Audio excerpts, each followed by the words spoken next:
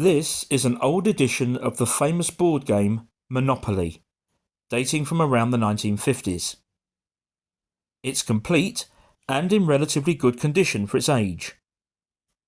I was under the impression that Monopoly was a British game, developed sometime in the 1930s.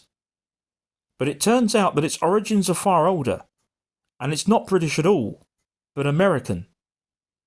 The story begins in Maryland in 1903 with this lady, Elizabeth McGee Phillips, also known as Lizzie McGee. She developed a board game for which she was granted a U.S. patent the following year.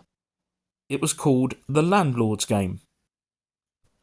Lizzie actually features on the box of this edition of the game, which she developed to promote the philosophies of this man, Henry George, a radical American political economist whose ideas Lizzie firmly supported. On this early version of the game board, from 1906, the nucleus of what would become Monopoly can already be seen. The Landlord's Game could be played using one of two sets of rules, either monopolist or anti-monopolist. In the 1930s, however, the story suddenly becomes far more complicated. In 1935, this man, Charles Darrow, released Monopoly as we know it today, and it was published by Parker Brothers. However, the obvious similarities to the Landlord's Game did not go unnoticed. There are some conflicting stories as to exactly what happened next. However, it appears that Parker Brothers purchased the copyright for Monopoly from Darrow, but later, acknowledging McGee's contribution, they also purchased her original patent.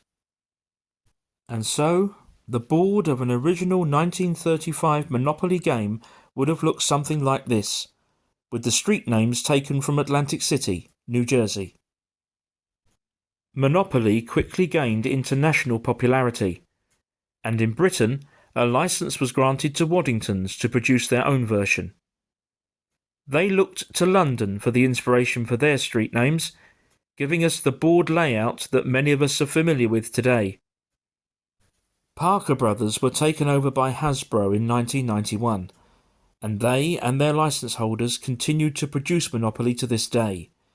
It remains hugely popular, is available in around 40 different languages, in countless variants, and around 300 million editions have been produced.